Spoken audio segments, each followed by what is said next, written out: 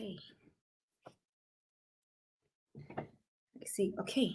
I think I'm live now. What is me? Yes. Good evening, everybody. How are you all doing? I hope you're okay. Happy Friday.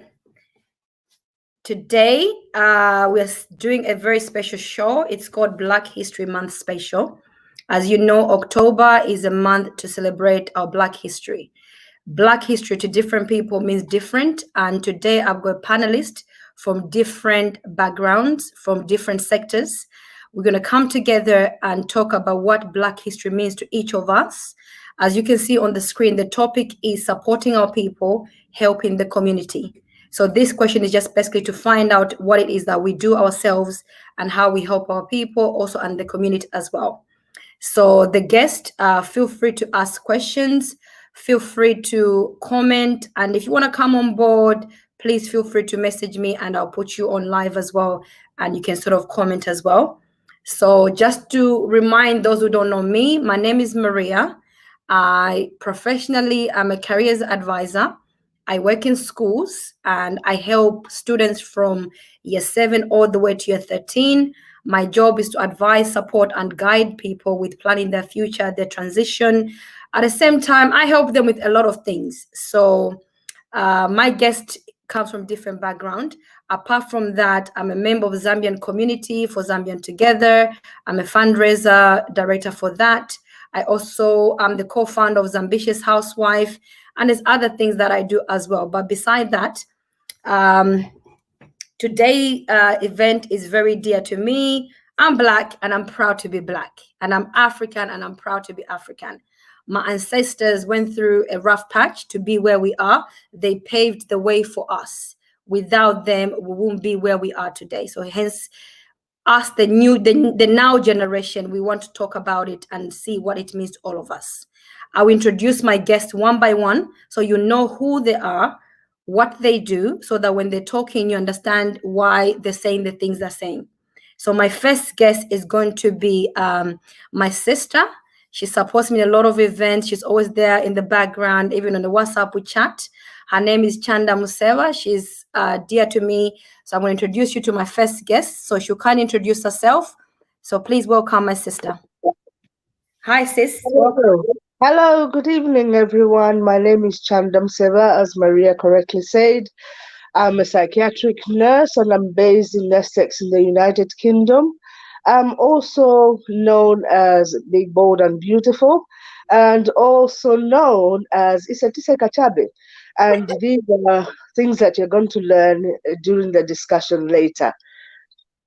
Nice to have you. Please come on board and let's chat. Thank you. Thank you, sis. Welcome. It's an honor. My next guest is Thomas. He is a celebrity photographer. He'll be my guest soon on the business chat with Maria. So let me bring you to Thomas and let him introduce himself to you guys. Brilliant. Hi, hello, Maria. Hello, everyone. My name is Thomas, and I'm a photographer and a videographer by profession. So I do more like videos for weddings. I do photography for weddings as well. I go on the red carpets quite a lot because I work through some agencies, a picture agency. So I'm mostly on the red carpets doing some celebrity stuff and things like that. That's hence the name celebrity photographer. Yes, I'm very pleased and honored that I've been asked to come on this program today. When I was asked to join in, I was very pleased by it. Without any hesitance, I said, yes, I'd like to talk about it.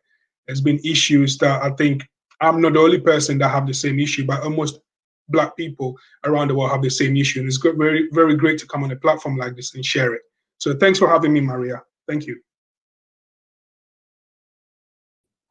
Yes, that was Thomas. And my next guest is Dennis, whom you know. He was my first guest on the business chat with Maria, and he's been on other panels that I've had as well. So I will bring him on, and he can introduce himself as well. Hello, everyone. Thank you for inviting me onto the show, Maria. My name is Dennis Njovu. Professionally, I run a recruitment company called Design for You Recruitment, which specializes within the architectural and design space. So I've been a recruiter for about 11 years now. I've been running recruitment businesses for about 4 years. Apart from running my business, I'm also a business consultant.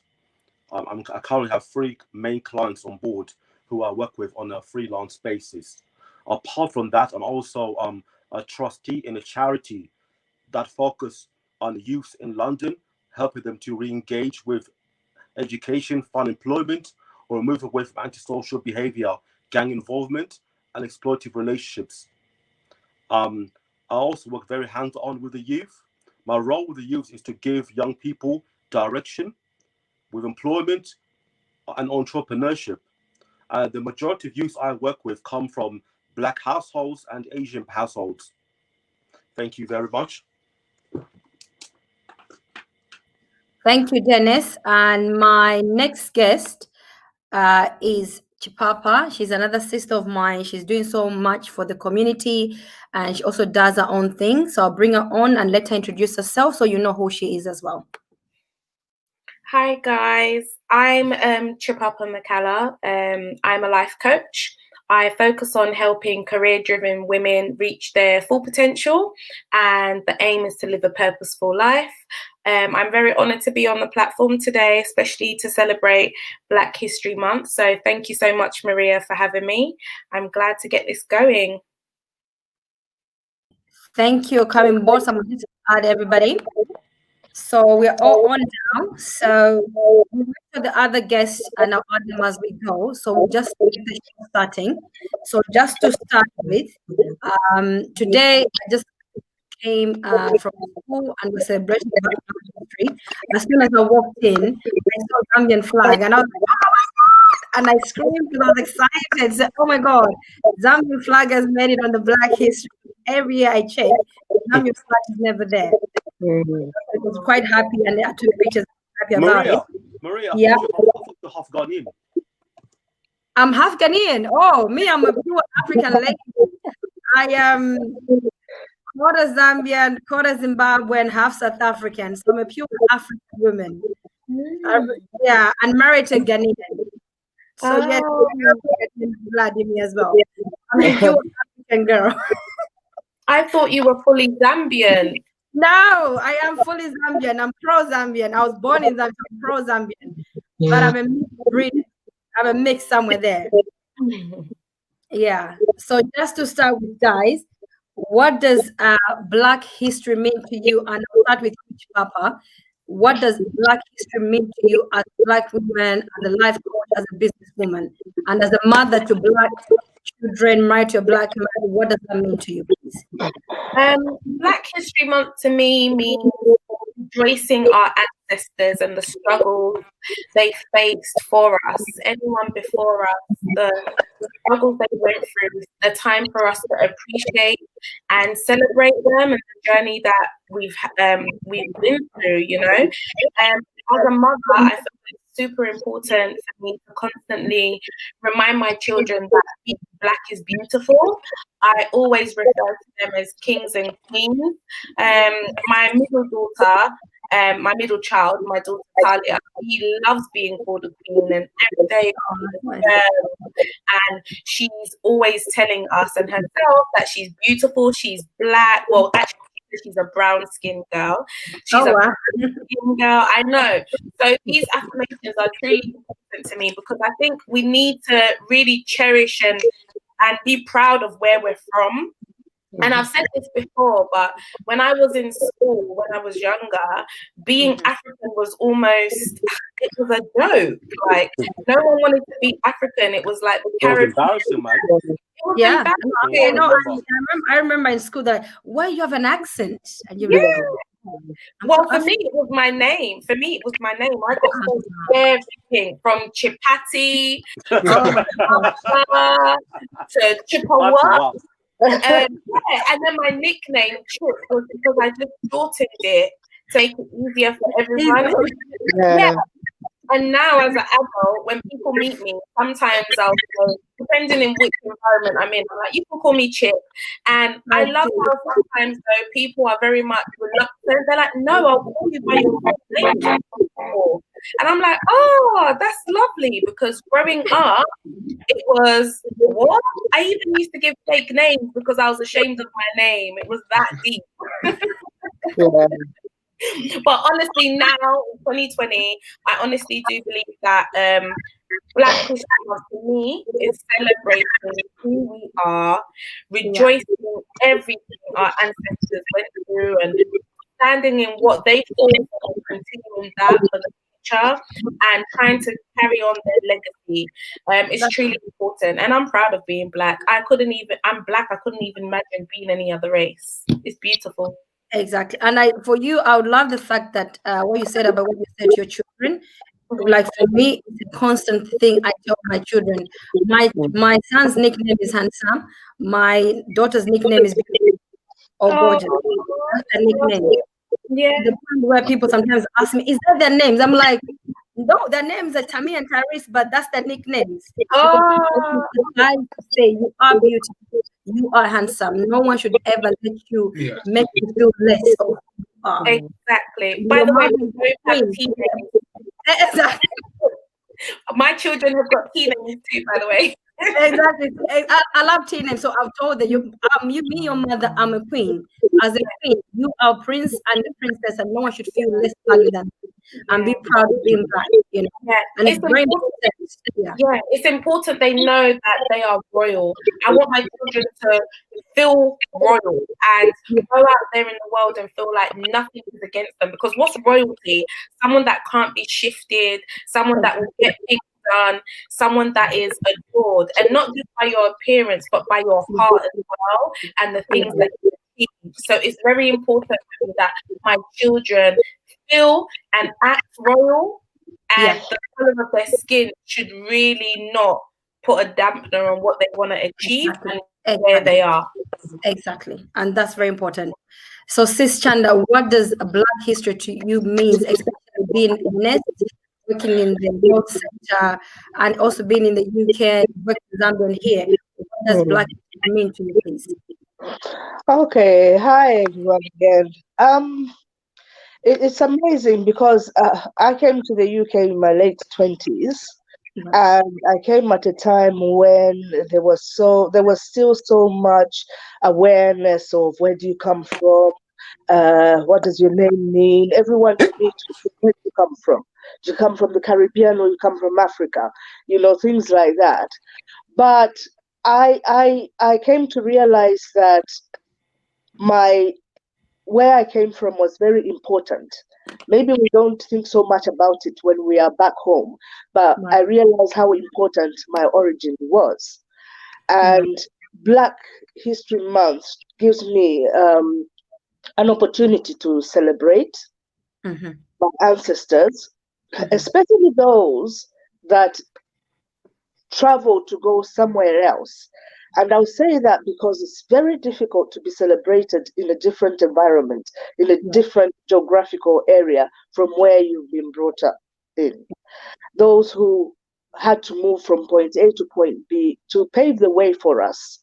It also gives me an opportunity to celebrate my generation as well, which started making things change a bit from what I described to where we are today.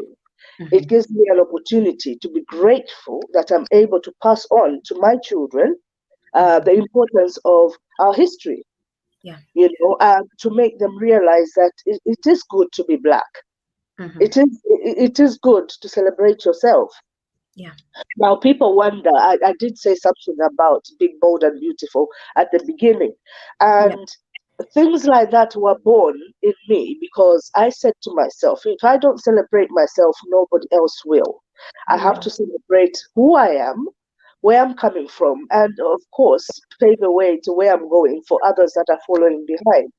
And being Black to me is very important. My children as well, to a point where my children's names really they don't have English names.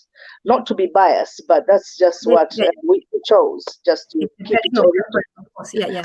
And like what Papa said correctly, it was so difficult to pronounce like my second son's name. We had to shorten it for the, just to help out, to say this is how it's supposed to be pronounced. But at the end of the day, the pride of being Black, the pride of being African, the pride of being Zambian is very, very important. In my working environment, I represent who I am. I represent where I come from. I'm not ashamed to talk about where I'm coming from, what I have been through to be where I am now, and I'm not ashamed to talk about our ancestors. You know, we look at in my nursing fraternity, we talk about people like Mary Seacole, we talk about people like Daphne Steele. These are people that, you know, very seldom spoken about, but very important, you know. So I represent as well at my workplace. You know, we have patients as well who are from ethnic minority groups, and these are people who feel good to see a fellow African or Black person making it. You know, fighting through, pushing barriers, jumping all the barriers, and doing what you can. The whole idea here is just be the best that you can be as a Black person, and do your best. And I think it is very important for people, like you said yourself, big, bold, and beautiful. When you love yourself, when you have self-love, there's nothing that anyone can do to change that. At all, at all. No matter what you say, they can't change that. I remember when I came to this country, I had my accent was worse than this. And I remember they were telling me, you have an African accent. I was like, I never realized I had an accent until I came in this country. And I tried to change my accent. And I remember going home going, hi, auntie, how are y'all? Don't change who you are. That's exactly what you told me. Don't change who you are, Maria. Be yourself. You to start from changing your accent, changing who you are, changing your habits. In the end, you tend to be something else. So from there, I've just said, you know what? I'll keep my accent. Then I realized I come from so many. Nabego strong accent. I speak Shona. Nyanja, I speak Bemba and Nyanja, strong accent. South Africa, strong accent. I've not tried to escape my African accent. Yeah, within the jurisdiction. Exactly. Important, yeah.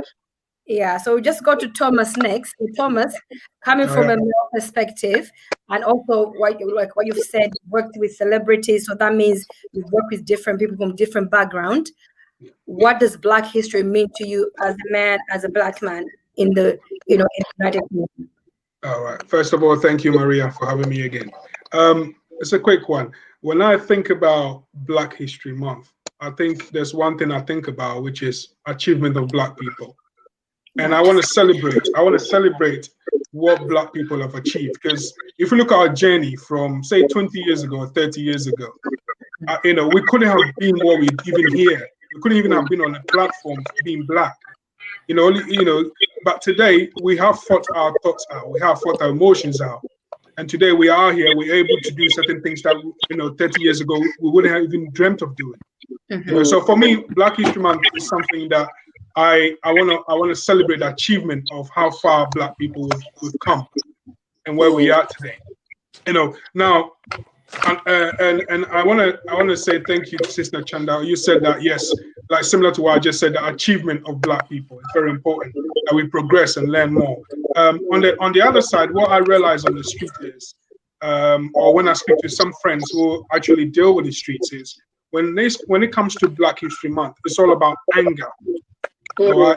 And that's the part that worries me a lot, because you cannot if we carry on holding the old wounds from the past, we can never be healed. And I'm speaking from a Christian perspective. And also I was watching Mandela's interview some time ago, and he said, resentment is like taking a poison and expecting the other person to die. You can't do that. We can't carry on with the old stuff within us, and expect that the enemy will die. We must learn how to forgive.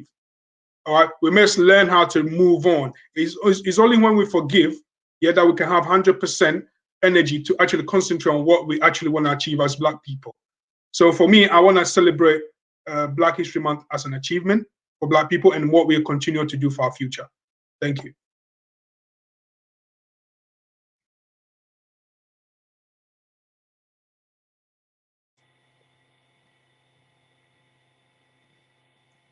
Sister Maria, I think your mute is on. Can you hear me now? Yes. Sorry, because there was an echoing going on in the background. I don't know who's doing the echoing, so I can't sort of hear. So I'm so sorry about that. Someone's phone is echoing. I don't know who it is. Can you hear me now, Dennis? Yeah, I can hear you. Yeah. Yeah. If you can kindly please tell us what Black History means to you. Right. So for me Yeah. personally, Black History Month for me is really a time to reflect on where we're coming from, and most importantly, where we're going to. You know, funny enough about these names and stuff, my surname in school, nobody could ever pronounce my surname. And actually, even up to now, nobody can pronounce my surname. A lot of white people cannot pronounce my surname. But the funny thing is that yesterday my little brother was telling me that he wants to remove the B from my surname to make it easier for everybody else to pronounce. But Oh. I said to him, why should we remove the B from the surname?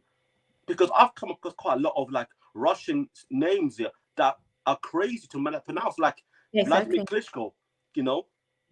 So why should I have to remove my letter from my surname just for other people to be able to pronounce? So yeah, so for me, I just feel that regardless of what we're seeing on the news, on media about Black people, I feel that we as Black people have come from a long way, and we're continuously making progress in the world. I mean, from where we have come from the slavery days, we've made a lot of progress, and I feel we definitely have a lot of positive things on our side, and we have a positive route ahead of us.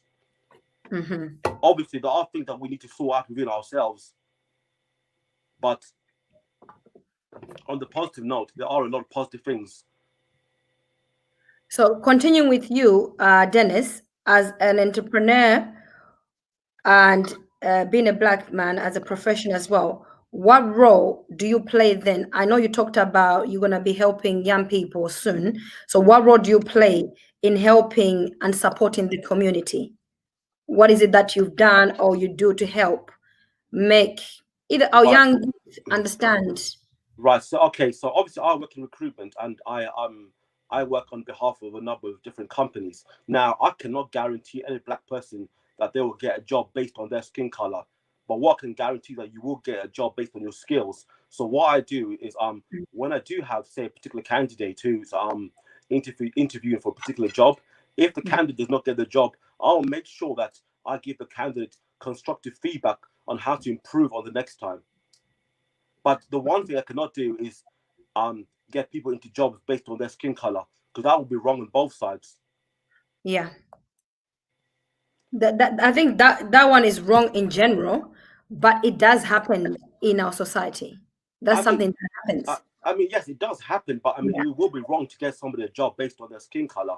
And I can't personally do that because the companies I work with have a checklist to take off, and they need the right skills. So I can't get a person in a job based on their skin color. That is impossible for me. Seriously, I can't do it. So for you, if it's a kid, the way the way you've said, however, a young person comes to you and says, "I went for an interview, I did good, and I think I was fitted for that job, but I got turned down because of my skin color," what advice would you give that young person from your professional?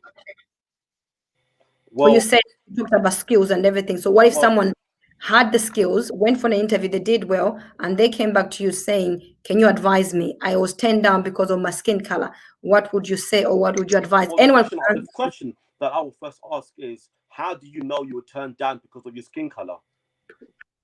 Because a lot of people make this assumption that they're turned down because they're Black, but how do you really know you're turned down because you are Black? Did the interviewer tell you that you were turned down? They turned you down because you were Black. What do you all think? What do sister what does that mean? Are you in agreement with him, or I think with Dennis, or I'll give you an example of myself. My surname is Maria Hayes. So, Mira, can I just say something? Sorry. You know, Thomas mentioned early on about the negativity. I think as well, in general, there's a lot of negativity in Black community where we always think it's our skin color. It's not always our skin color, and we cannot continue playing the race card. Seriously. And like I said, if a Black person came and told me that they did not get a job because they were Black, I'll ask them, how do you know that you did not get a job because you were Black? Because I don't really think that an interviewer would tell a candidate that I can't give you the job because you were black. Yeah. I really doubt it. No, with that one, I definitely agree. No company or employer will tell you we're not recruiting you because you're black. No, Yeah.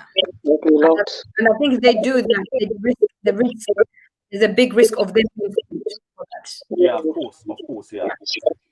Unless it's just indirect. So from But then on the other hand, Maria, as well, I did say I also work with quite a lot of youth who are all, the majority are black and Asian. And to be honest with you, a lot of them just do not have the drive and motivation to go and get a job for some reason. Now, a lot of them are involved in gangs. A lot of them are on the streets. A lot of them want quick gratification. So what do you, this is a question for everybody. What do you think causes those black youth to act in that way? Because I don't think it just happened out of nowhere. What can cause these things? It could be the upbringing, it could be the way society. What do you think causes these people to think the only way to survive is doing drugs? In my opinion, just to chip in, sorry, it normally, if you look at people who think like that or children who react like that, sorry, you have to excuse my voice. I suffer from bronchitis, so yeah. When you find children who react like that, it comes from how they've been brought up, the background. There's people that have a chip on their shoulder. I've met a lot of people who are so negative about everything. I call them the moaners. They'll moan about everything. No matter what you give to them, they'll moan. So you meet these people in places of work, you meet these people in supermarkets, you meet these people everywhere in the community that you go to.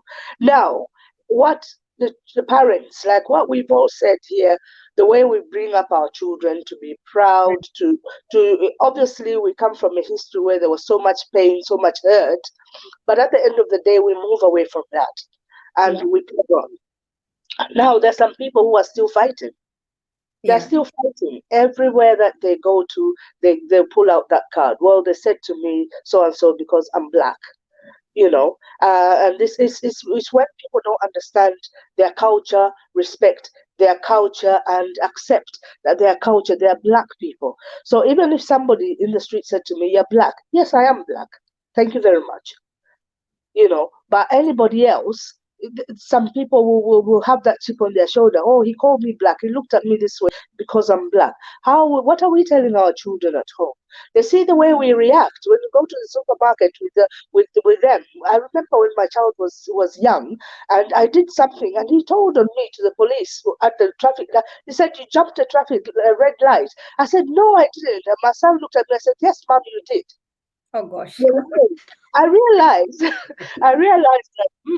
if I don't conduct myself in a certain way, the kids pick it up. And once he sees I'm not proud to be black, I'm always moaning about something, I'm always looking at the cup as half empty and so on and so forth. They pick on those vibes and they carry them forward. And those days, I remember, like I said, when I came here about 20-something years ago, it was about the Caribbean and the Africans. There was a fight going on.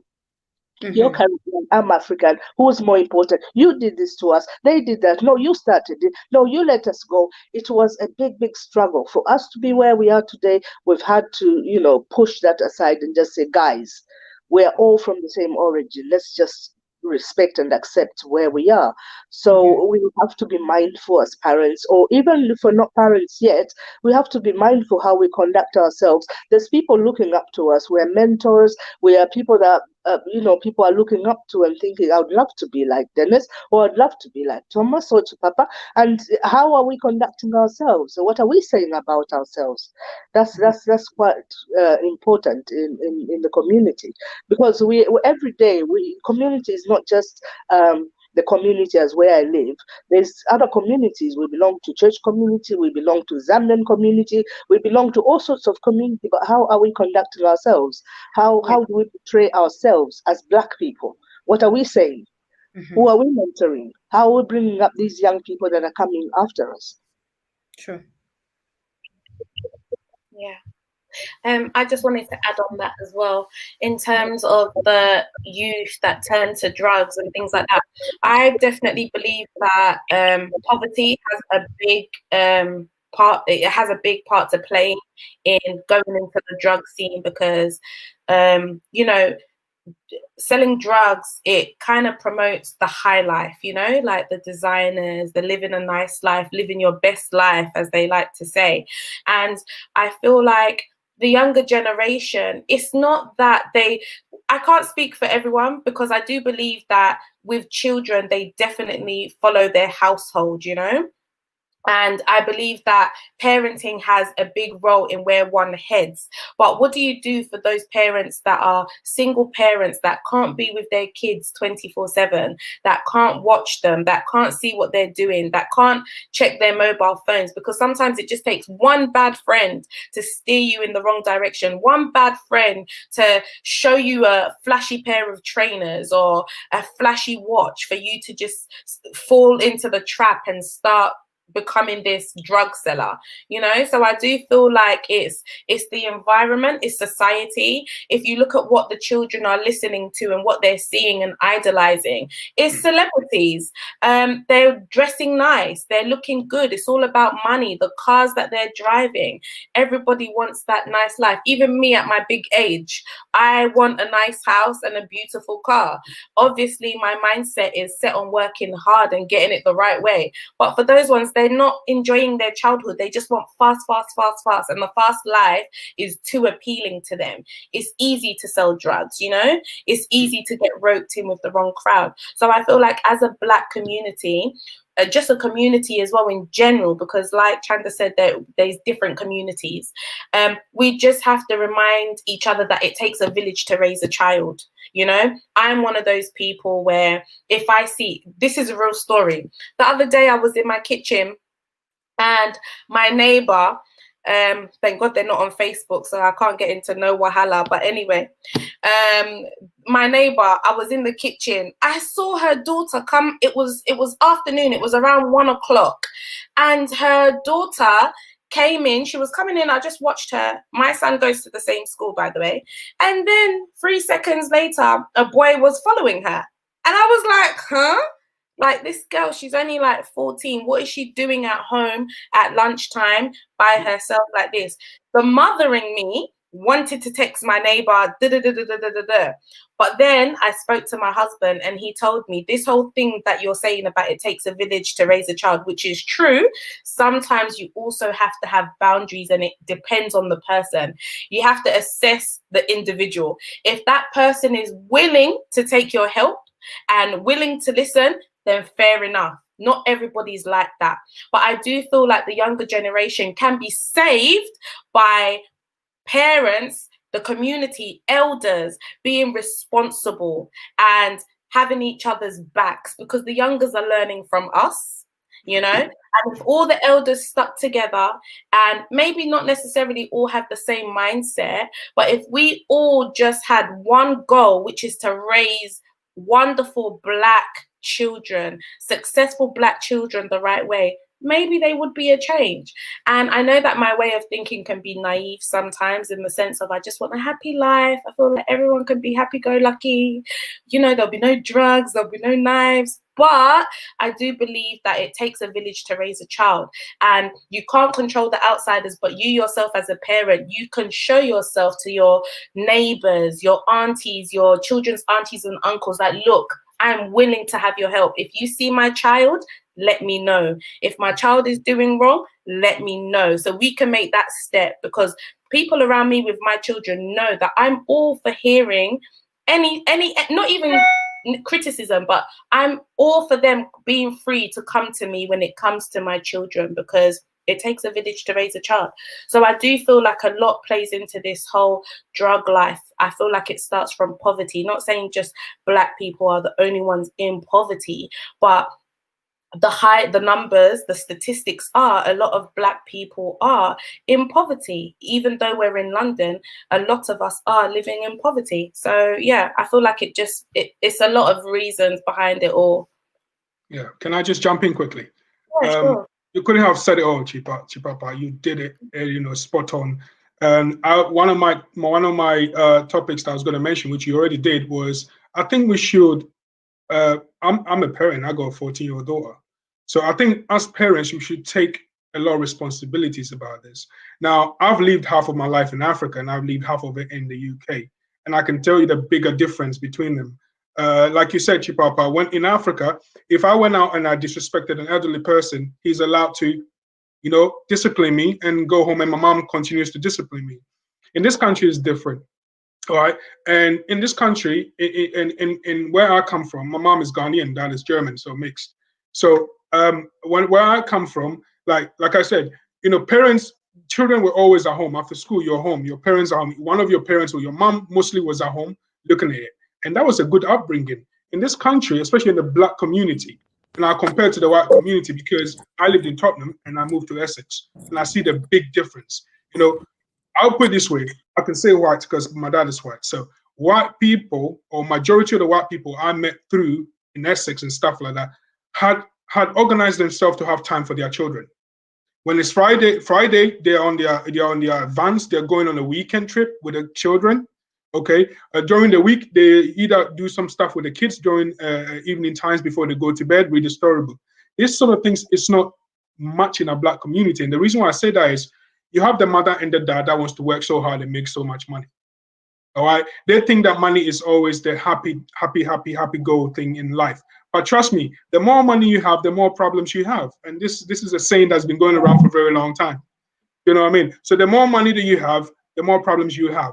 And leaving the kids on their own after school, have you realized that the kids are on the bus stop? They don't even know what they're doing next. They're following friends and going out because mom and dad are not home. Do you know what I mean? If as parents we spend more time with the kids, trust me, the kids will change. My 14-year-old daughter, I realized something. When she went to school, at the age of 12, I was much into working. And I realized that she became more constantly on her phone with her friends and that. And I thought, no, this is not right. And I found the statistics that said that you usually lose your kids from the age of 14 if you don't have any control by the time they hit 14, and if you don't have control over them. And I'm not talking about authoritarian control. That's not what I mean.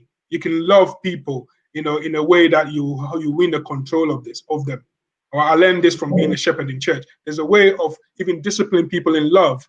Okay, so they can, it's not they have to feel like resentment against you.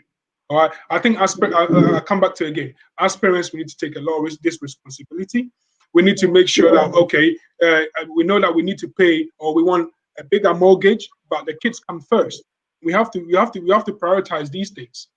I'll give you an example. Yeah, go on, Papa. No, what you're saying is, sorry to cut. I just have to say this because I was literally having a conversation with my friend today, and we were talking about money specifically. And what you have said, you've reminded me, because we were even talking about white people, for example. Not all of them have a lot of money, but you see them doing things with their children. They go on a holiday twice a year. They may not have the best clothes, and they have their car. They have this. It boils down to money management. And it's organization as well, Chipapa. It's organization, because the thing is, there's a reason why white people created 9 to 5. They know by 5 p.m. the human body is gone. They need a rest, and they follow these rules very carefully. When it comes to a Black community, we're doing like almost 24-hour job, and the thing is, naturally, we are born to gain energy the following day. You have to sleep at least 8 hours to gain new energy for the new day. Also, that's something that Chipapa mentioned about social media and stuff like that. Let's really, really be careful and educate ourselves properly with our kids or anybody that's around us. The people who owns television, they don't watch TV. All right, my grandma is Jewish, so I can say that. Okay, so Jewish people own the mainstream medias. Okay, they don't watch TV. If you can Google this and find out how they worship, they do their Torah and everything. They're not allowed to watch TV, so no Jewish person have TV in their room, in their house. They don't read newspapers, and there's a reason to it. The reason is they don't want to be corrupt. All right, as a human being, when you let your awareness being taken over to things like, I'll give an example, I don't mean offense to anybody on this platform. When you watch TV and then you see a new makeup from Rihanna, and you're dying to have it because it makes you feel like unworthy if you don't put on that makeup. You see, that's it. That's you're lost. That's your awareness gone, taken over. Do you know what I mean? So this is how these TVs corrupt us mostly. And as parents, we need to be really careful. We need to spend time with the kids. It's very important. Money is not at all. You know, we are made to believe that the more money you have, the more happiness you have. You can have. No, it's not true. The more I see a lot of rich people, you know, killing themselves because of, you know, they lost this amount of money this way or they did this. Do you know what I mean? So I think parents, we need to educate our kids very carefully. All right, let's educate people how love is and how we can be loved, and not a makeup love, not a designer love sort of thing that we are made to believe. Thank you. I kind of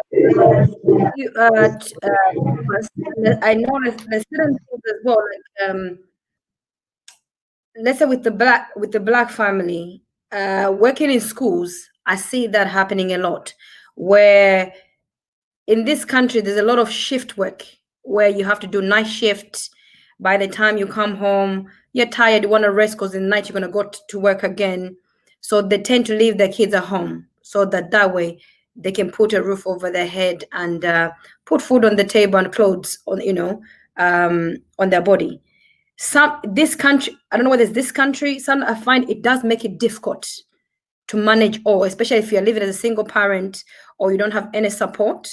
Coming from an African background, I found when I was back home, the community is more together. It's together. They support one another more. Here, if you don't have family, it's difficult here, especially if you go young kids. It's very hard. So it's either you pay for childcare, you have to have somebody to look after your kids. So it's not as easy as it may sound. So parents, they do their best, but sometimes circumstances, society makes it difficult for them to do the thing you say we can do. When it comes to, let's say, the media, the makeup, I think I'll go with Chipapa. It's your upbringing. If you are brought up in a certain way, there's certain things, like I'll use myself as an example. When I came from Zambia here, my auntie told me from the beginning, she asked me, why have you come here? I told her I've come here for education. That was my number one priority, education. So in everything I did at school, education was my priority.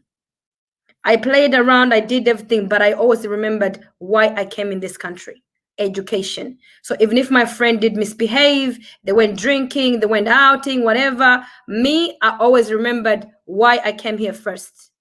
And each time I remember the first time I came, a kid was swearing at a teacher in school, like saying the bad words. For me, that was a shock horror. My heart sank. I was like, you can't say that to a teacher. And the kid said, you can say that in UK. But because of my bringing, I left school without swearing at any teacher. Because I knew back home in Zambia, they told us you cannot swear at an adult. It's not allowed, it's forbidden. I could have easily said, well, I'm in UK now, let me do whatever I want. But even in the UK, my parents made sure they installed that still say, Maria, you're still an African, be proud of who you are, respect the elders. Even now, I respect my elders because they came in this, we've been taught back home, anyone who come on this earth before you, respect them because they've seen it before you. So you have to respect them. Even if you think you know better, you still have to respect them. We can correct our adult, we can correct our parents, but at the end of the day, they're still our parents.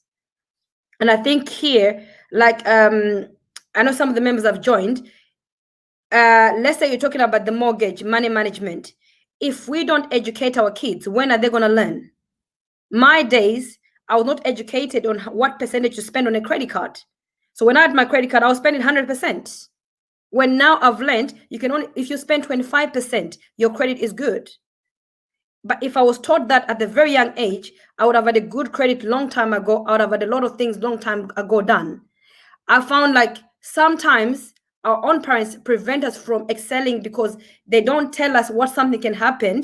They made it short. Let's say in Africa, our parents used to tell us, once you become a big girl, don't play with boys. They never really told you what happens when you play with the boys.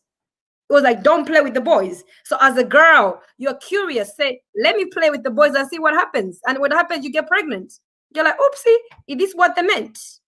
So I find talking about money to our kids, educating them about them, it's very important. They need to know the importance of money management, organization. So when they grow, they understand when we're telling them, get a house, they know how to get a house.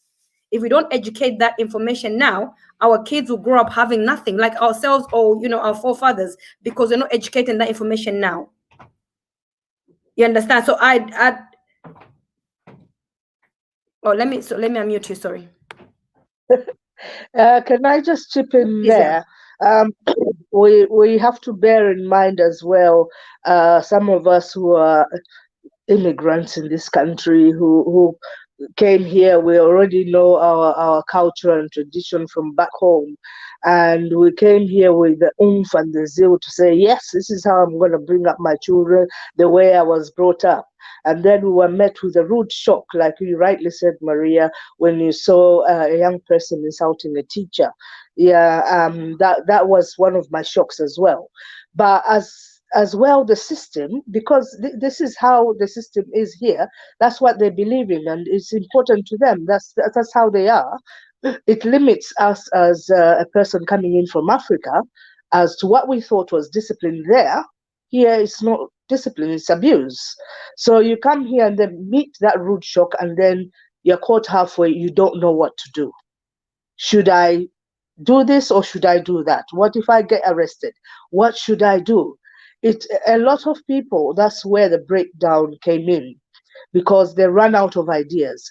You rightly said the community here, I say it in my language in Bemba, takwaba yama kuno. There's no uncle. Uncle in Zambia is very respected. He will chip in everything for their nephews and their nieces. He will support them.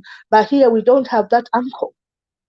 So when you meet that barrier, it becomes very, very difficult, because now you don't know whether to continue with your culture and upbringing or whether to embrace the society and culture that you have met here. It becomes a problem. A lot of people, the breakdown in how the children are brought up, and if you're a single parent, it's even worse, all sorts of things. But then if community is strong enough, for example, if the Zambian community is strong enough to say, listen, our sister is struggling in this area, let's chip in. How can we chip in? What can we do? Even if it's just that relief to say, okay, let's take the child just for the weekend. Maybe the child will listen to me, or we'll come there and we have men folk in our community who can say, oh, you're not married. Okay, you're a single parent. I will mentor your son. I will play that man role in their life. It can be done, and I know some people do it, but sometimes we run short of such people. And then there's a stigma as well. I'm talking from experience, and I'm going to say this because, it's reality. I've gone through that, where my child has been incarcerated because of ABCD, and it's not an easy journey to walk. And it's not because maybe one day I woke up and just said, yeah, you can go ahead and do, oh, I didn't pay attention. But it's just circumstantial. Like we all rightly know, sometimes it's the groups, it's things that people come across. It's not easy to walk that journey alone. But if you have a strong community that will rally together and say, guys, what are we going to do? We have churches. As Black people, we go to church. We've got church to support. How do we support our sister? We've got a Black community. How do we support? What about work? I had to involve every community that I belong to in this country in order to maintain my sanity. And imagine, I'm a psychiatric nurse, and I look at things that break people down. And part of this is what I was going through myself. And to turn up to work every day, despite going through that, was the biggest, probably achievement for me, because I didn't know I was that strong. And on top of that, now I'll go to what I said in the beginning. I said, it's a Tsekachabi. And I said, we're going to discuss that. It was going through things like that I decided, I said, I'm not going to cry. I'm not going to be broken, but I'll laugh about stuff. Yeah. So even when things are so hard, so difficult, and you don't feel like getting up, I got up, dressed up, turned up, and laughed. That became my way of life. I said, if I don't do this, nobody will do it for me. And of course, based on the word of God as well, he said, rejoice always, full stop. Rejoice always, no matter what.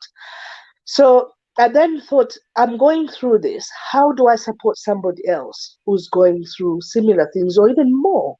You know, I then formed a group on Facebook for women who need support, and this group, that was in 2017, and we're up to about 3,000 women on this platform.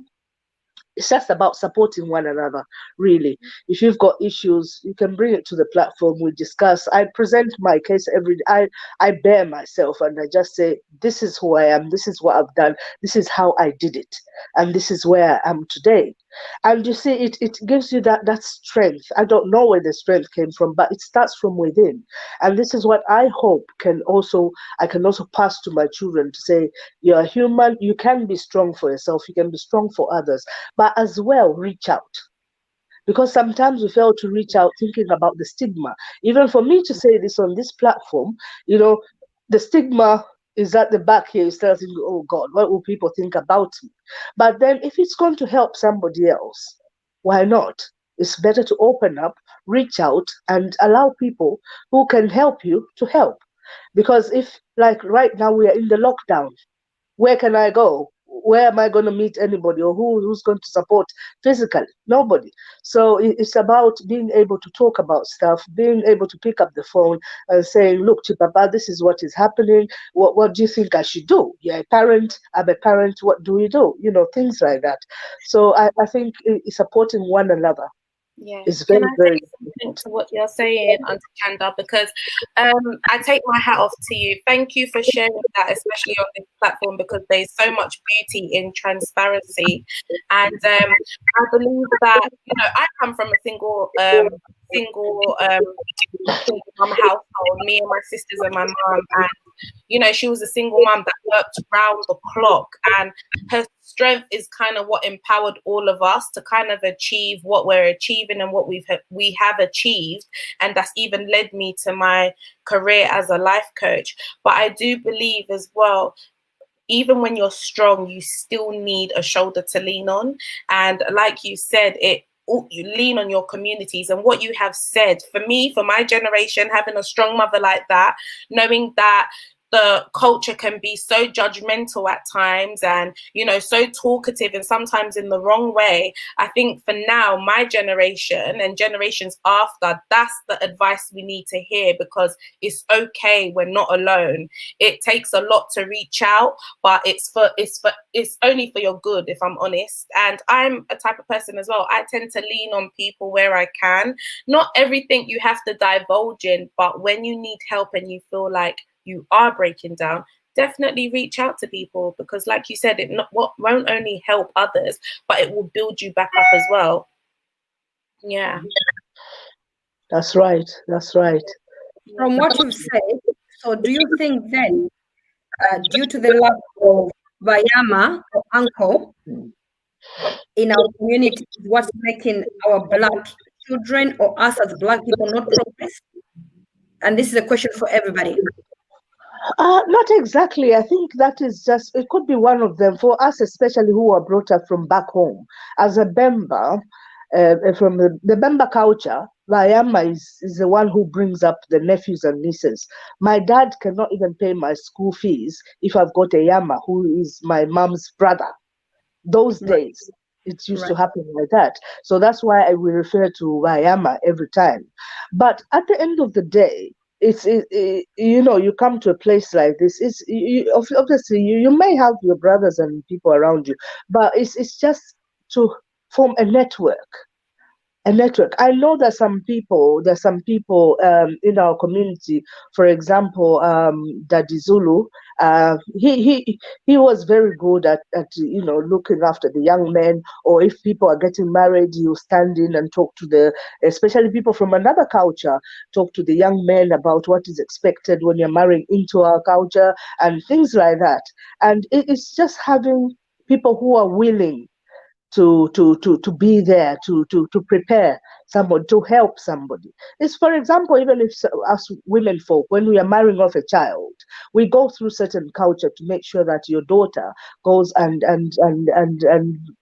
is presentable where they are, that they're representing where they're coming from with respect. So we have people who are in charge of doing things like that. But at the end of the day, it's people being available and people reaching out to say, this is what I have. Can people help me? Can people chip in? It might not necessarily come from your community. Sometimes, like some of the stuff I went in from my workplace, even from people, white people that I work with. It's about them, there's this, they're very supportive. They were very supportive in their own way.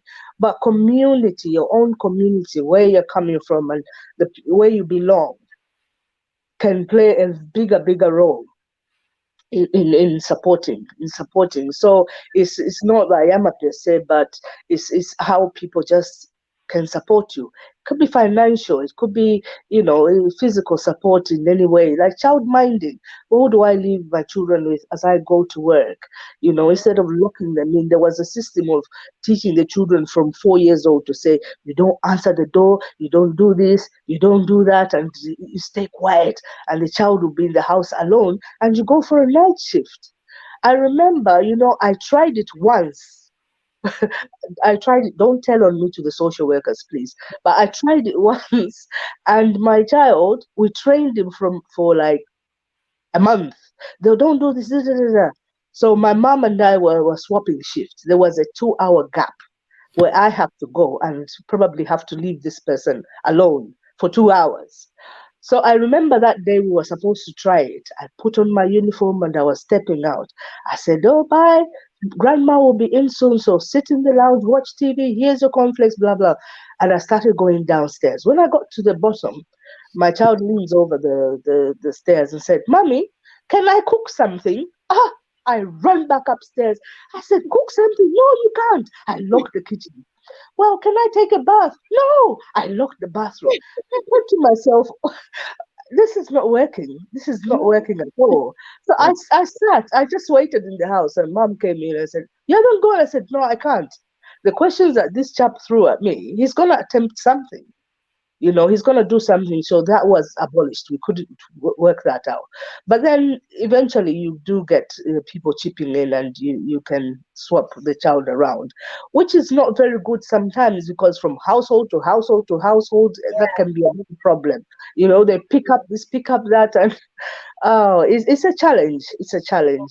But I'm glad that we've been through it and, come out the way we are. I didn't even know that the males in the Zambian community were taught, before getting married and things like that. So that was music to my ears, because I've always been like, why is it so fast? They are taught, but maybe not as intensely as the women spoke. Yeah. Some tribes, though. Some tribes. Okay. Okay. So Chris and Nawa, can you say something? Because I know you just come on. You've been the backstage. I know you've heard a few of the things we've said. Yes. Give us a feedback or say your part, and also introduce yourself as well, so that the audience can know who you are. Sure. Great. Can you hear me okay? Yeah. Yeah, you're fine. Okay, great. Maria, thanks, Maria, for obviously having me on the show. Through Dennis, last time I saw you, it was a completely different time. I must say you look well now. I'm really happy to see you doing well. So that's really good. Quick introduction about myself. I work as an IT professional. More specifically, I'm a service design and introduction lead. I know that sounds like a mouthful, but essentially what I try and do in my profession, in my career, is ensure IT services are fit for purpose. The performance are at 100%, most of the time if possible. Where I work for the Bank of England. I've been in IT for about 8 years now, and it's an area where we obviously know is what's happening all around us. We live in a digital world, so I primarily advocate for technology for both men and women, and actually more broadly the STEM subjects. So that's the science, technology, engineering, and mathematics, is where I really try and advocate a lot of my knowledge and plug into those spaces where I can. In terms of what Black History Month means for me, like Dennis mentioned at the very beginning, it's a period of reflection for me as well. And I want to look back, I want to look at where we are now, and I want to look ahead. I do enjoy a lot of Black history as a subject as well. And I'll just start off by saying this. Black people are responsible for establishing civilization across the world. It is not an opinion. It is not my view. It is a fact. Okay. This legacy goes in ancient times, thousands and thousands of years ago. A good example is the ancient Egyptian dynasty period. Okay, where in fact they translated the magic of writing, which I think, by the way, is the greatest invention ever. The ability to communicate in written form using symbols, a message, an idea to somebody else is quite phenomenal to me. So there's that astounding legacy. We come from people that look like me and you. All those thousands of years ago established systems and principles. They harness the power of the universe. All that long ago, it's always encouraging. So much so that whenever we ever face a period of what do you call it, being downtrodden against, for instance, a period of being divided and conquered upon, a period of where there's internal strife and conflict amongst us, we can put a comma against that, learn our lessons, as you will, from those terrible experiences, because they're not there to just fly by. They're catalysts to say, okay, how did we allow, for example, the slave trade to occur? How did we allow what happened in apartheid South Africa to occur? And how did we allow modern day times structural economic policies from the West punishing the African economy even today? So those historical lessons and modern day lessons, which are typically not good experiences for the Black community, Africans at home and in the diaspora, we're supposed to learn from them. They're not just supposed to fall by the wayside. Okay, and I know I'm sort of talking in macro terms here. I like to sort of have like a bird's eye view on things first, but I'll come down to the detail in just a second. And then in looking forward in terms of the future, well, I think Chanda, you mentioned earlier how what's next coming then for our generations to come. Well, exactly, right? All of these lessons and experiences are now upon us, this present day generation, to translate into better experiences for our children. A lot of discussions about our children and our families. Well, very much so. Maria, you also talked about you having to learn about your finances and learning how to utilize your credit card a bit better. Well, you know that now. Imagine if we start translating all of that information to our kids in their young age now. That's huge. That's powerful, right? So they won't grow up with struggling with debt, struggling to understand what an asset is or a liability is. It's natural and it's innate for them, and they'll take and capitalize on the information they're getting at such a young age. Like, by God, if I had known about credit cards and mortgages, even when I was like 16, where I am now, I'm 30 years old now, completely different space, So again, coming down to the detail now, give space for now in just a second, is where do we start? And for me personally, we always start in the home, as that small tight-knit community. We need to get a blueprint for the African family. We need to get some pillars and ideas about what it means to run and maintain and make a household fruitful. What's the relationship like between a man and a woman? What's your role as a man? What's your role as a woman? What's your role as a child? Right? And there's no one size fits all approach here, but we should have, I feel, at least a general idea, for instance, in terms of respect between a man and a woman. Well, if you respect your man, and if a man respects his woman, well, naturally you now begin to discuss, okay, how do we translate that into day-to-day living? What are our boundaries? You know, what are our tolerances when we come to a disagreement? How do we overcome that disagreement without it being too catastrophic between us? Because if the man and the woman can't get along, there is no family. The children are directly impacted. It's not even an indirect thing. They are directly impacted. So we start from the family unit. This point for me is so precious because I think up until we see a better response within our family homes, you know, a lot of the initiatives, you know, we are all looking forward to as the Black family and Black community are going to be very difficult to come by because our homes are not set up right. You know, we already know that there's an issue with single parentedness, you know, man and women. You know, women suffer the heavier burden of it. But how then do you go about translating the idea of education? Very again, I think you touched on how education was really important for you when you came to this country, and rightly so. Now, taking that on forward with a life partner and translating those ideas to your children is very key. So I'll end it here by just offering that for me, I think the general consensus here is we need to continue to do more now as we become more aware, especially the African diaspora living in this Western world, that family is the bedrock, is the cornerstone. We need to get that right, and we need to get our relationships right. We also need to then get our education right. Our education is a tool to emancipate ourselves economically, if you will. It's to just be entrepreneurial. I like the idea. We've got several entrepreneurs, you know, on the show here.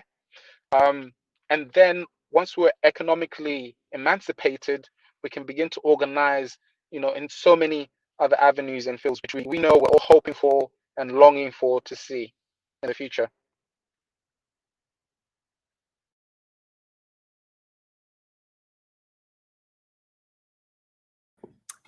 Thank you, Chris. That You might was be on. amazing. Yeah, no, thank you so much, Chris. That was amazing. I like the fact which you said it starts from home. And like I've said, I work in school. I find that most kids, the problem starts from home. And once it starts from home, it's hard for them to know where to go to. And once they go on that street, the street is a lion. If you're not strong, you get eaten up. But if where you come from, if the home is welcoming, the home is stable, the family are happy, the kids can look forward to go home to. And like for me, with my kids are my priority. They're my priority.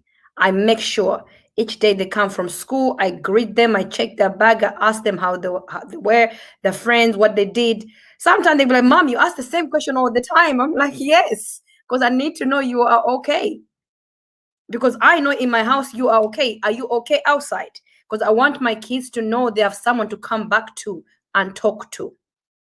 So me and my kids, I always go to their level. Even in my career as a careers advisor, the kids I speak to, sometimes when they come to me, they come so scared, like they don't want to talk to me and they don't want to open up.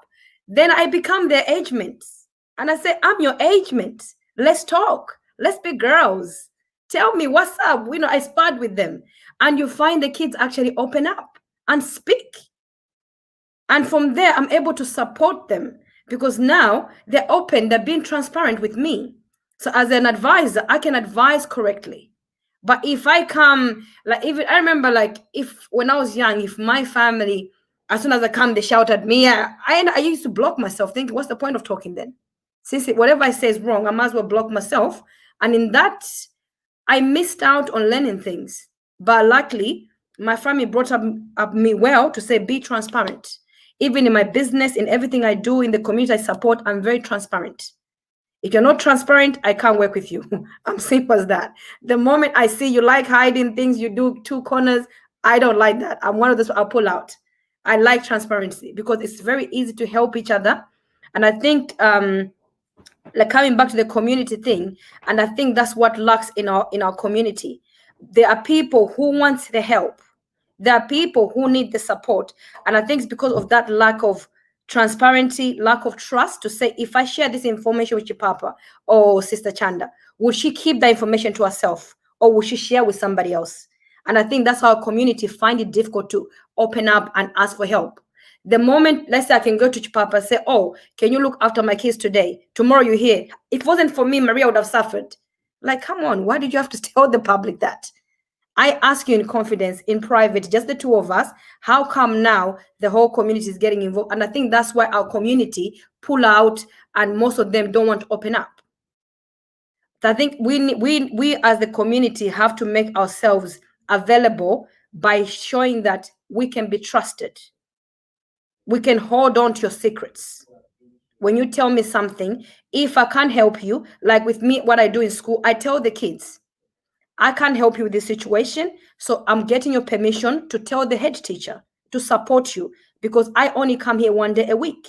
So the days I'm not here, somebody has to support you and help you. If I say, let me leave, I'll help this kid when I come next time, that'll be 7 days. I'm not there. So what would happen between that 7 days is a lot can happen. But if I get permission from Sister Chanda or Chipapa or Chris or Dennis and Thomas and say, can I share this your problem to somebody else who can help you? If she says yes, then it makes life easier.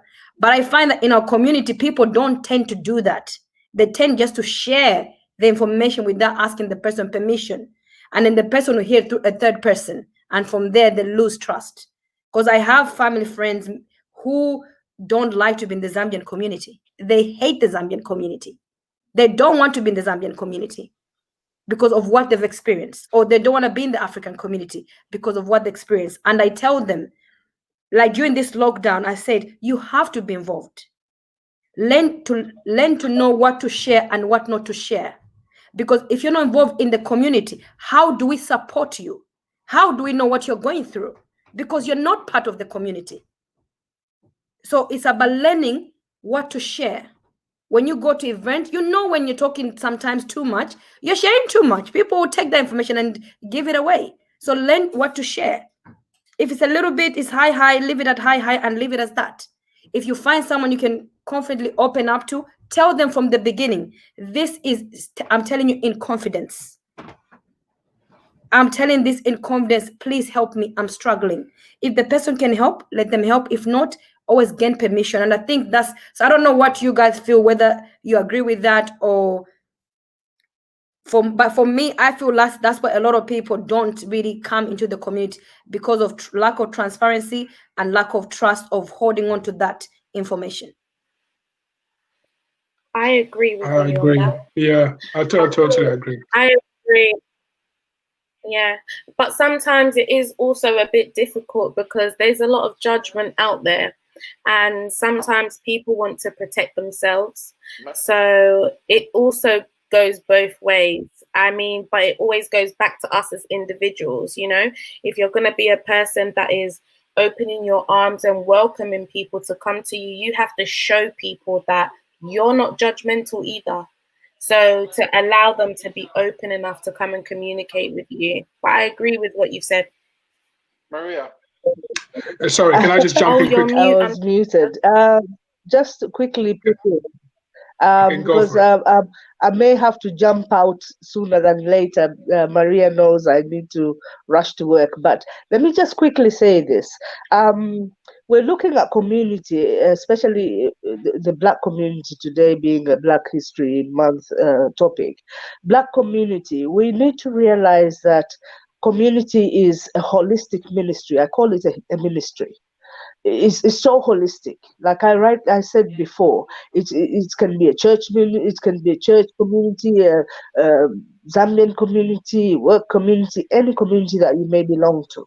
Now, what we need to understand is that everything starts from the home. Every child is born in a home where they'll be brought up, and every child plays and goes to school probably around the community, near the home. Every child attends healthcare facilities and all sorts near the home, that community is already growing. The first concentric circles a child forms are from a community, which may include the church, place of worship, the school, neighborhood, and so on and so forth. The first people who will attend to any crisis that you are in are the nearest people. They could be your neighbors, but they are from a community. Community is very important, especially us Black people, because we have so much culture, so much tradition, which it can be a bit different, but there are some similarities. And once we know and master the art of how to support one another, how to lean on one another without any grudges, without any stigma, without any afterthoughts, without any fear, we will then realize that we're forming bigger, stronger communities. There's no small community. Community is community. It's how you support one another. In football, they say, especially in Bemba, those who understand them, kukakenuma, to defend the back, to hold the back. Those defenders. I don't know if you call them defenders or defense. They have to, make sure. So if we have Maria in front and she's going through, the back has to be strong. We have to lift her. We have to carry her.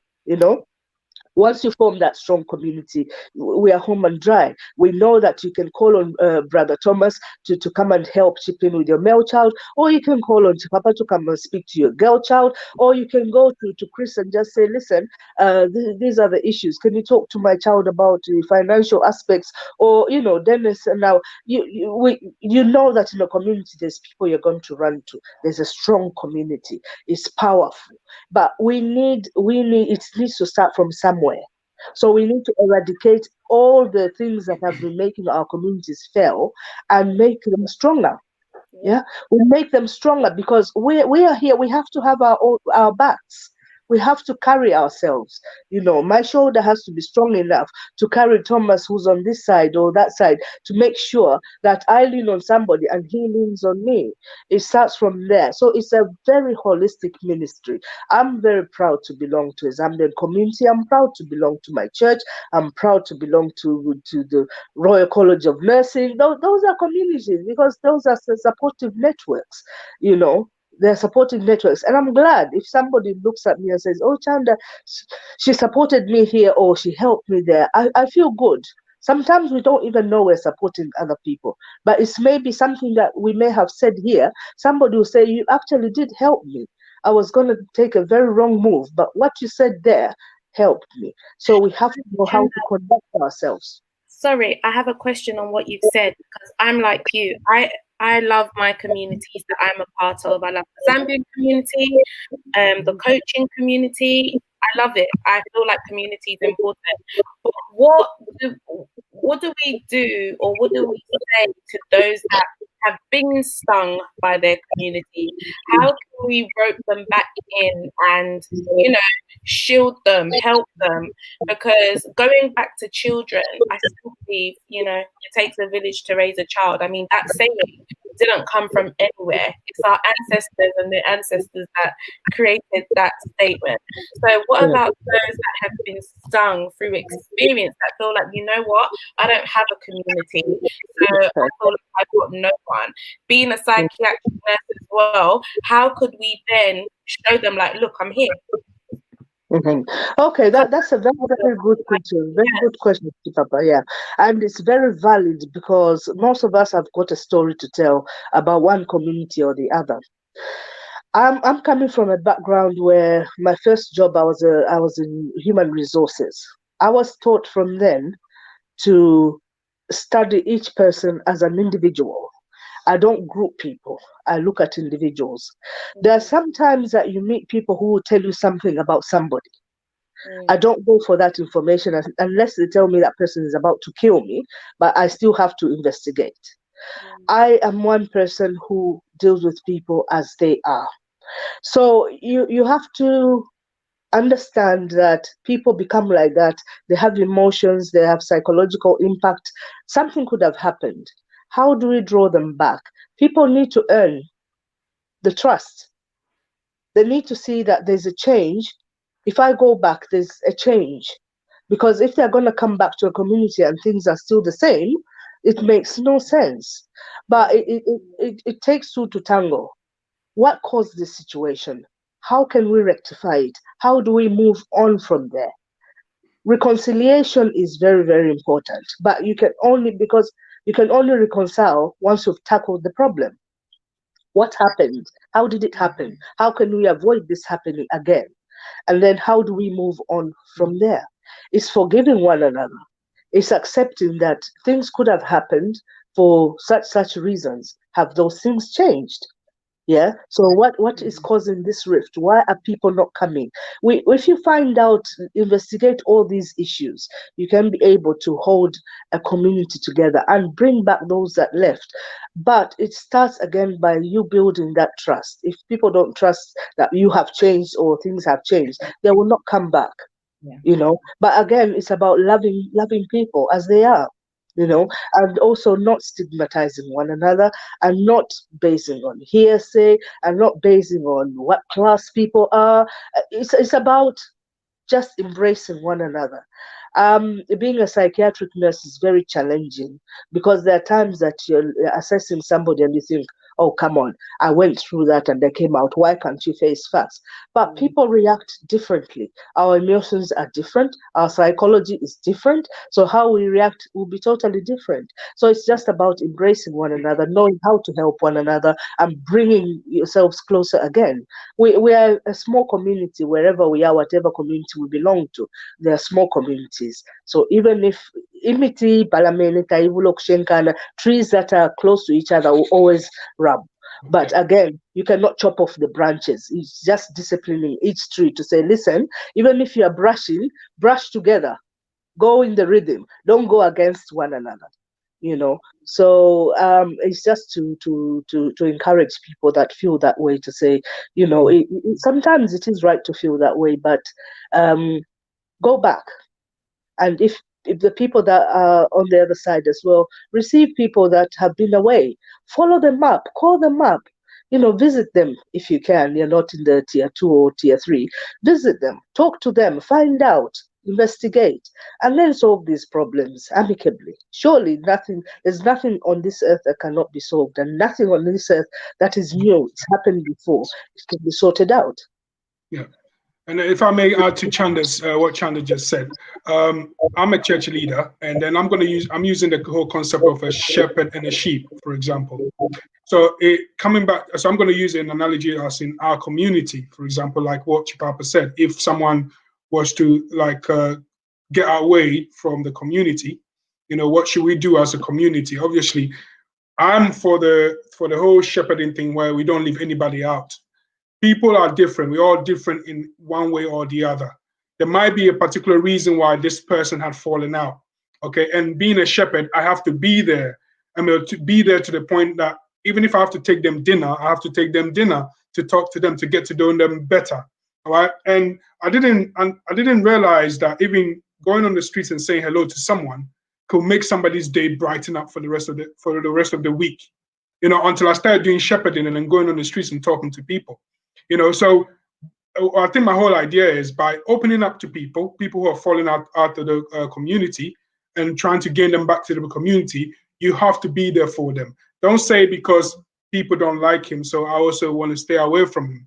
Do you know what I mean? I used to do paparazzi, so I used to chase celebrities around. And then one time I saw a homeless guy sitting in the corner. So I said, okay, why are these people here? He's white. They could have just given him a house and everything. And when I actually sat next to the guy, and I just wanted to ask him questions, just random questions. The things I found out was amazing. It was the fact that the guy is actually a qualified engineer. He's been working for 15 years, making a lot of money. The only reason why he's on the streets is because his marriage broke down, his job broke down, and that was it. And he became depressed about it. And becoming depression, the way depression works is it locks you down. You can wake up in the morning, stay in your bed till evening, and don't even eat. That's how depression is. So you kind of lose the appetite to work. And this is what the guy, so you wouldn't know that. By passing by, you could have said, you could have just ignored him when he asked you money because you don't feel any empathy for him. But by me speaking to him and him opening up to me, I got to realize that the world we live in is such a wicked world that if we have to be there for people. We have to be there. Even just walking by and someone holding a shopping bag and say, hey, can I help you? makes a brilliant day for people. So, let's not ignore our Black community and what people are doing outside of the community. I like the fact that these days there's quite a lot of young people, including young people who have initiatives to help people from the streets, which I think Dennis also mentioned that he's in an initiative where he helps people to gather people off the streets and stuff. And it's very important. I'm a photographer. Well, how do I do that? Okay, so when I go to church, I offer free workshop seminars for people who wants to learn photography. And for me, my target is the Black community, because I know the opportunity there as compared to the white community is there's a big gap. And I get people who come to my workshop. Do you know what I mean? And they come and they learn and they call me and they become photographer, wedding photographer, they're making money, they look after themselves. I'm a qualified accountant. I worked for 10 years in the media company in King's Cross. And I'll tell you, I stumble a lot of these people may say racial. I had my assistant who was white who was getting paid more than me. Do you know what I mean? But like I said, we can't go into these places with anger faces. You just have to laugh it off and just move on. You know what I mean? Education, let's get to people. Let's talk to people. Let's educate people. I'm always online talking to people about church, trying to invite people to church. And I've seen how it's even transformed people's lives from being on the street and just at least being part of a community, a church community. You know what I mean? So I think it's very important that, people falling out, we have to get them back. Otherwise, what's going to happen is they will be there. And then I usually say the London streets got him, basically the Metropolitan Police and all these things. They'll get these people, and then that's it. That's end of life for them, basically. So being there for one another is very important. And I learned this, brutally from being a shepherd in church, that people open up to you more. Thank you. Yeah, could I just jump in there? I haven't spoken, and the chance when I had the chance to speak, my internet failed me. That's a problem with using internet, firewood internet. Where I am, I'm using firewood internet. That's why I call it, because it keeps dropping off and dropping back on. But yeah, I'll just start off. What was that, Dennis? Were you saying something?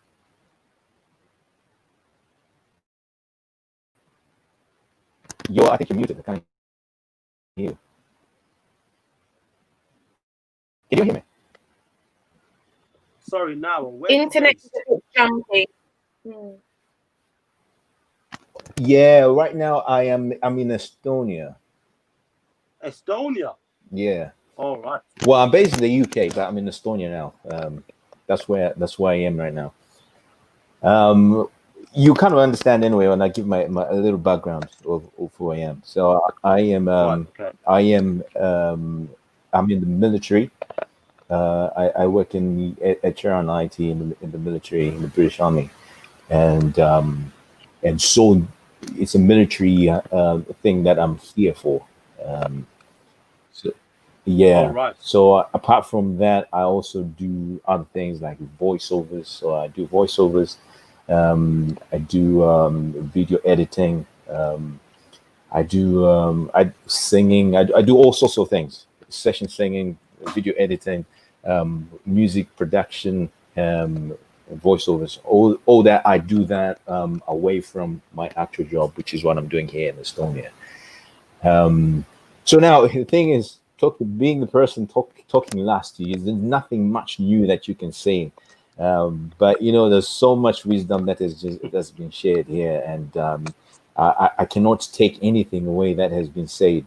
But the only thing I would say was what it means to me for Black history is it's like a caption in this paragraph of life, of progression, and it's a legacy that we can always look back and see where we have been, where we've come from, and see where we are, because the legacy has been being passed on from generation to generations, and it's our point here to see where we've been and also pass it on to the next generation. So I look at it as it's a progressional lesson, and I always go back to the saying, say yesterday is a lesson for today's action, which determines tomorrow, and I see that as Black history to be a place where we can remind ourselves that we didn't have it all well in the past, but we've made progression, and where we are now, we can make even more progression if we pass on our legacy to the next generation.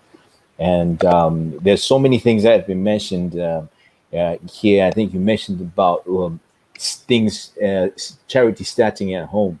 That it's important that the things that we do at home with the kids, because it starts when they're young. When they are grown up, it's difficult to actually teach somebody. So it starts when they are young, and everything starts from they're young. But the life that we live in now is that we do not spend much time with our children, but they spend more time outside, or spend more time in schools, and they spend more time with their friends. And when you get to spend the time with them, you're pretty much sometimes tired, or you work, so you don't really get to spend that quality time and instill some wisdom into them. But it is important that at home is where we start from in instilling all these educational lessons that Maria had mentioned right there at home. You create that time, because when you think about it, as human beings, when we are told we've got an interview at a certain particular time, we'll make time for that.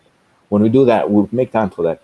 And children should be a priority. Family should be a priority, that we should actually make time for family, because that's where it starts from.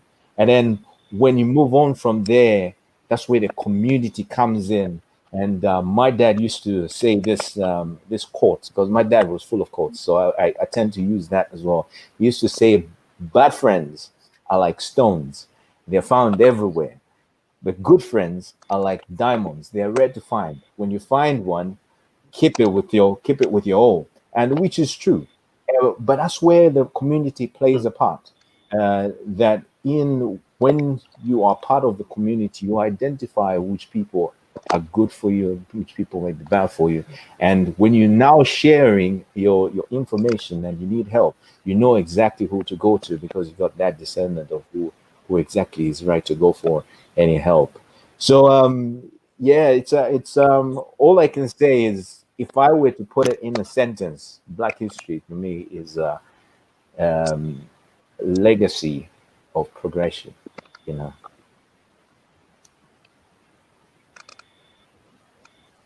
Yeah. Sorry, this unmuting and unmute is confusing me. Whether mute or unmute, I don't know. But we have to. Can you hear me now? Yes, Can you I hear can me? hear you. Yeah. Okay. Cool.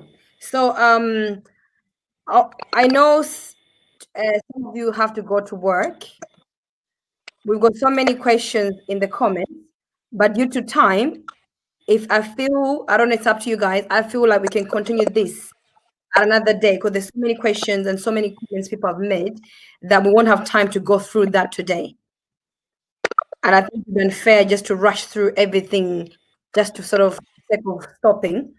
So what is your views? Because I know you have to, Chipapa, I know you have a meeting.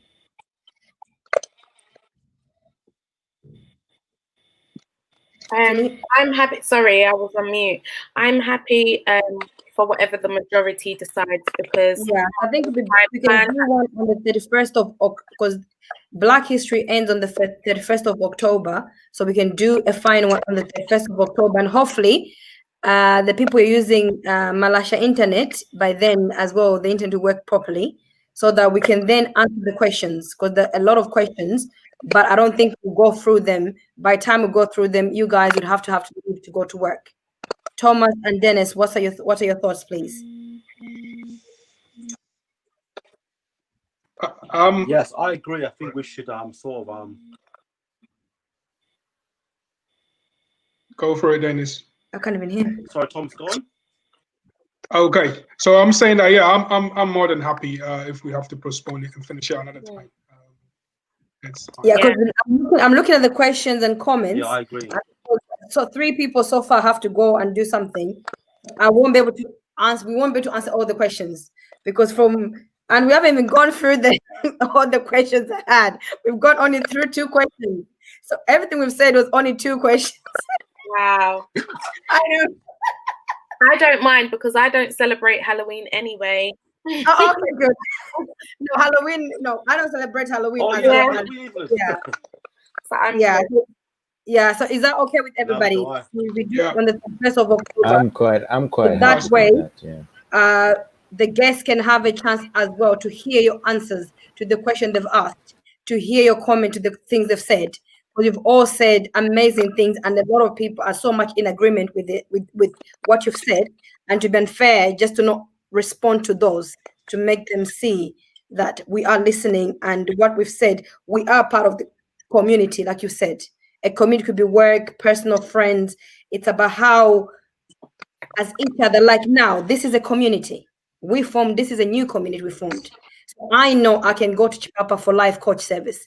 I know I've got a necessary question to ask. I know I've got someone in the military I can ask question. I know I've got someone owns a business. I know I've got a photographer. So this is a community. So all of us can go to each other knowing where we can get certain skills. So I know now, like for my 40th birthday, I'm gonna go to Thomas because I know I want pictures to be taken for my 40th birthday. You understand? So this is the community. For the life of people, I work in school, like this time of the year, school is very hectic. I need someone to talk to me and say, Maria, it's okay. Sometimes you don't have the answers to every question because sometimes I don't have the answers to all the children's questions. But like I said, I ask God, say, God, give me the wisdom. This time I need your wisdom because this child needs me right now. And God always delivers. I'm like, wow, I didn't know I was that kind of. And his wisdom is important. It's very important. And trust me, he answers. Because sometimes I do get stuck and I'm thinking, how do I help this child? And for me, I have this tendency with my work, because my work is my bread and butter. I can't leave a child without helping. It just breaks my heart. Because once the child comes to me, that's it. That child is my baby. And I'm like, how do I make this child work? So I would love, seriously, because I know Chipa, you got a lot of things going on. Sis, you have to go to work. Dennis, you have to go. So if we can reschedule for the 31st of August, I will be in touch privately so we can come on properly. These comments will be there, which is a good thing about this, which I like. So these Correct. comments will be there. We'll go through each comment, and the people coming on now as well. So it will be like, there's too many. But everyone is saying thank you. It's amazing. So is that okay with everybody?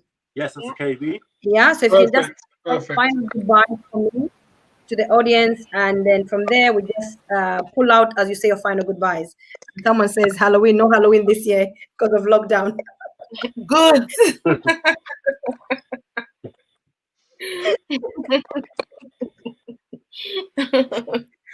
Let me just say your final goodbyes, please, and then we can just log off as well. So thank you to the audience.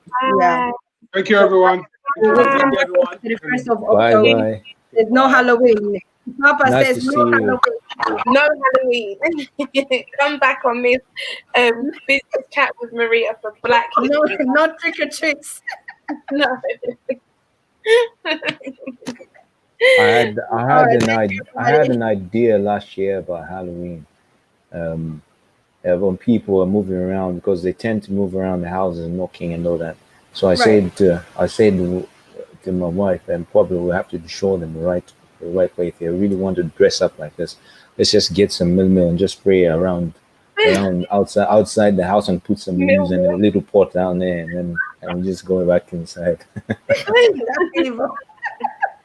That's funny. But it's been great, guys. And catch up So thank you so much, everybody. See you, So we'll see each other on the 31st. I'll send you privately and we'll talk again. So we can come back and answer all the questions. All right then. All right. Thank you so much. Have a Take lovely care. Nice one, everyone. Bye. good night. Bye-bye.